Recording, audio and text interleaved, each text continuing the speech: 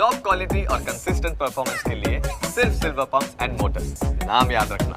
આગળ વાત કરીએ બીઝેડ પોન્ઝી સ્કીમની તો જ્યારથી ભૂપેન્દ્રસિંહ ઝાલાની ધરપકડ થઈ છે ત્યારથી તપાસનો ધમધમાટ વધી ગયો છે। ભૂપેન્દ્રની ધરપકડ બાદ હવે બીઝેડના સીએની પૂછપરછ ચાલી રહી છે। તમામ ખાતાકીય લેવડ દેવડની જાણકારી સીએ પાસે છે। ભારતીય ક્રિકેટના ખેલાડીઓના રોકાણ અંગે પણ તપાસ ચાલી રહી છે। જે ખેલાડીઓએ નાણાં રોક્યા છે તેના પર પણ તપાસ ચાલી રહી છે। બીઝેડની સ્કીમ ભારતીય ખેલાડીઓ સુધી કઈ રીતે પહોંચી તેનો પણ તપાસનો વિષય છે। ભૂપેન્દ્રસિંહ ઝાલાએ ઊભું કરેલા સર્વરની સાયન્ટિફિક રીતે તપાસ થઈ રહી છે। ડિલીટ થયેલા ડેટા રિકવરની કામગીરી પણ ચાલી રહી છે। સીઆઈડી ક્રાઇમ અલગ અલગ ટીમ બનાવી અને તપાસ હાથ ધરી રહી છે। સીઆઈડી ક્રાઇમ અલગ અલગ ટીમ બનાવી વિવિધ જગ્યા પર તપાસ કરી રહી છે। ભૂપેન્દ્રસિંહ ઝાલા સહિતના એજન્ટના અકાઉન્ટની પણ તપાસ થઈ રહી છે।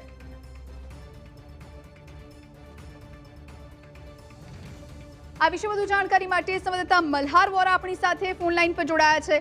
મલ્હાર, ભૂપેન્દ્રની ધરપકડ બાદ સીએની પણ પૂછપરછ થઈ રહી છે, શું વધુ જાણકારી?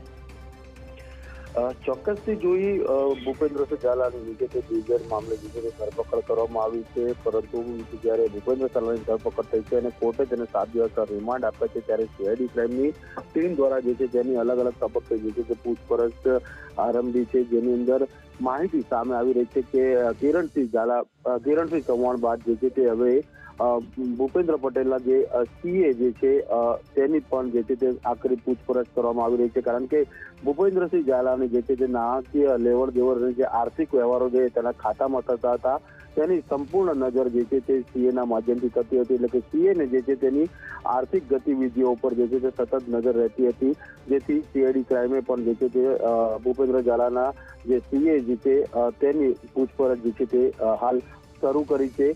આ ઉપરાંત મહત્વની વાત સામે એ પણ આવી રહી છે કે સીઆઈડી ક્રાઇમે જે છે તે અલગ અલગ ટીમો બનાવી છે અને અલગ અલગ ટીમોને અલગ અલગ જવાબદારી તપાસ અર્થે જે છે તે સોંપી છે। અમુક ટીમોને જે છે તે ટેકનિકલ બાબતની જે છે તે જવાબદારી સોંપી છે, એટલે કે આ ટીમો જે છે તે ટેકનિકલ રીતે જે ભૂપેન્દ્ર ઝાલા જે આખી આ સ્કીમ ચલાવતો હતો તેની જે જાણકારી જે છે તેની તપાસ જે છે તે સીઆઈડી ક્રાઇમની બીજી ટીમ દ્વારા જે છે તે કરવામાં આવશે। આ ઉપરાંત અન્ય સીઆઈડી ક્રાઇમની ટીમ જે છે તે ભૂપેન્દ્રસિંહ ઝાલાના એકાઉન્ટ અને આ ઉપરાંત તેના જે એજન્ટો હતા એજન્ટોના ખાતાના જે નાણાકીય લેવડ દેવડના વ્યવહાર જે થતા હતા તેની તપાસ જે છે તે કરવામાં આવી રહી છે।